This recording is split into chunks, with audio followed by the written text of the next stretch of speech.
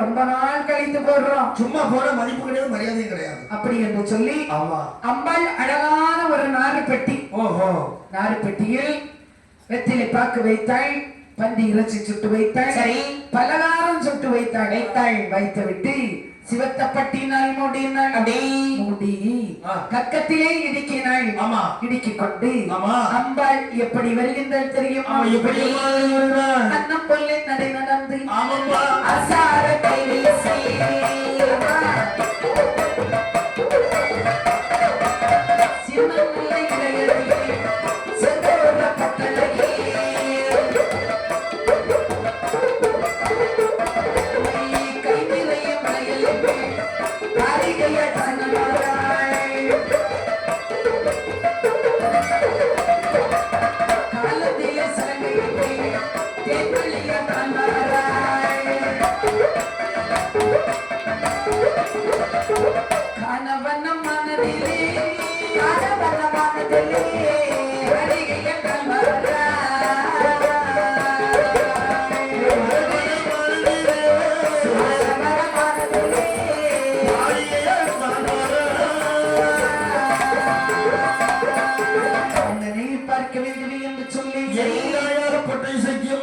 அழகான ஒரு பட்டாடை உடுத்தாள்.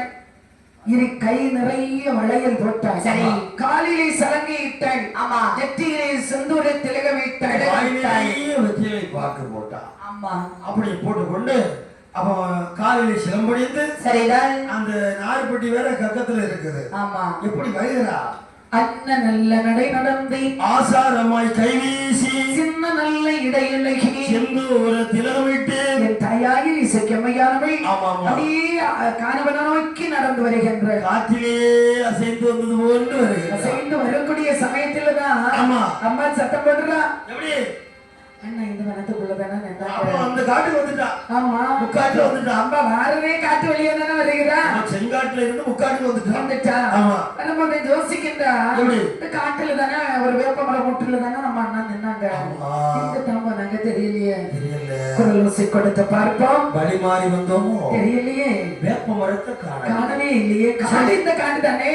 அந்த இடத்துல வந்தா வந்து பாத்துக்கிட்டு என்ன சொல்றா? சத்தம் போடுறா. ஆமா, அண்ணா இளராஜா, எங்கே அண்ணா இருக்கின்றீர்கள்?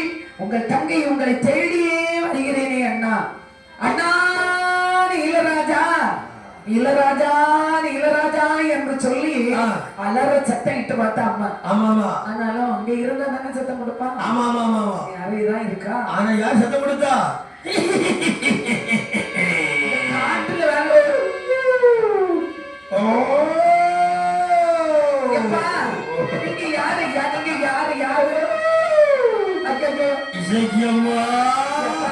எங்களை தெரியலையா? நீங்க எங்க படிக்கிறீங்க எனக்கு தெரிய மாட்டேங்குது. இது யாரு ஐயா? நீங்க எல்லாம் யாரு ஐயா? 10 நாளைக்கு முன்பாக பால்ராயன் குடிச்சு செத்தவன்னா யாருயா? நீங்க யாருன்னு எதுக்கிட்ட வந்து எப்பா என்ன யாருன்னு உனக்கு தெரியவில்லை? எனக்கு தெரியவே தெரியாதுப்பா. நீ ஏன் இங்க வந்தாய்? அண்ணனை பார்க்க வந்தப்பா. யாரு உங்கள் அண்ணன்? என்ன அண்ணன்? இந்த காட்டுக்குள்ள ஒரு வேப்ப மரமட்டில தான் நின்னது. அதான் என்னோட அண்ணன். ஓஹோ, செங்காடு. புரிந்தது புரிந்தது. அந்த வேப்ப மரத்தில் நின்றவன் உன்னுடைய அண்ணனா? அண்ணன் தான். நீ அப்பா சிரிக்கிறீங்க? உங்க அண்ணன் தான் போயிட்டாரு தெரியாத உனக்கு? என்ன சொல்லுகின்றீர்கள்? சம்பவம் ஒண்ணுமே உனக்கு தெரியாது. ஒண்ணுமே தெரியாதுங்க. இந்த காட்டுல இருக்கக்கூடிய சமயத்துல உன்னுடைய அண்ணனை ஐயனார் தூண்டோதர் என்று சொல்லக்கூடிய பூரத்தை விட்டு கொண்டு விட்டார். உண்மையாகத்தான் சொல்லுகின்றீர்களா? ஆமா, உண்மையாகத்தான் சொல்லுகின்றீர்களா?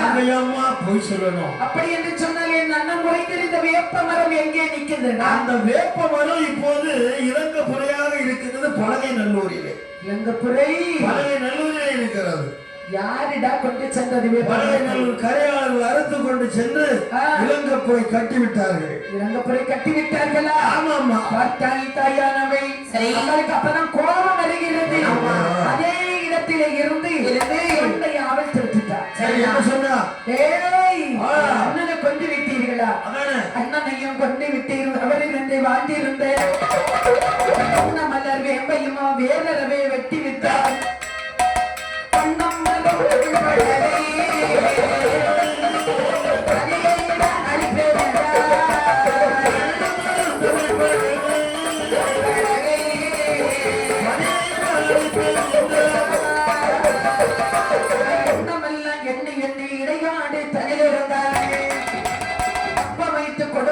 சதிகார மாமரையோ அவன் செய்த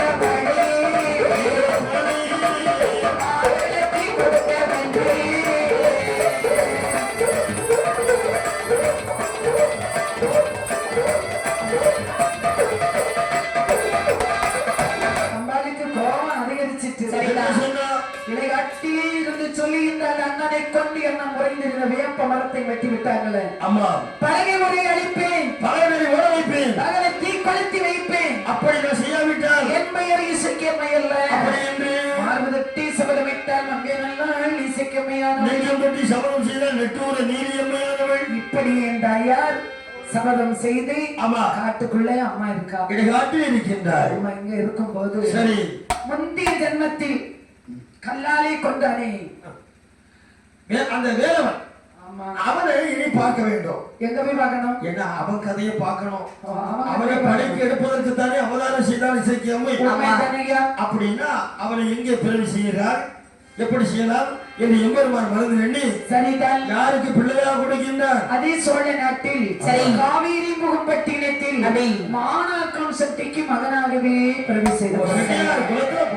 செட்டியார் குலத்தில் பிறந்திருக்கான்.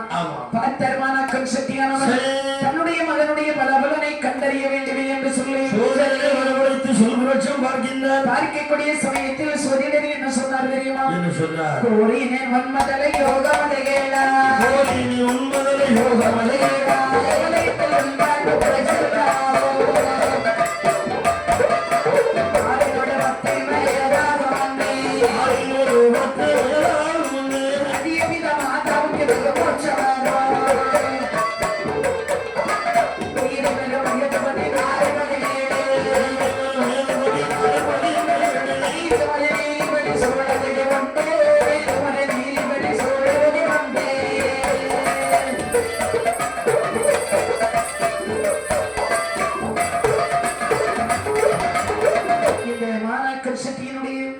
மகனுடைய பலபலனை பார்த்து சொல்லுகின்றார். அவன் சோசியல் சொல்றார், ஐயா என்னையா உமது மகன் பிறந்த பலபலனை பார்க்கும் பொழுது எப்படி இருக்கின்றது?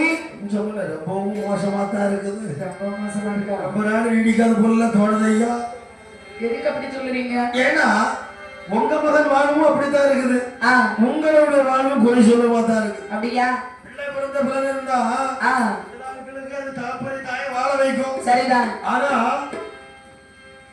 ஆனா உங்களுக்கு எப்படி இருக்கு தெரியல. ஆனா உங்க பிள்ளைங்க வாழ் ரொம்ப குறைவாயிட்டுது. அப்படியா? ஆமா ஐயா. ஏன்னா என்ன, இவன் பிறந்த ஒரு 10 வயசு ஆகும்னு சரி உங்களுக்கு ரொம்ப கஷ்டம். எனக்கு கஷ்டமா இருந்தாலும் பிரச்சனை இல்லை.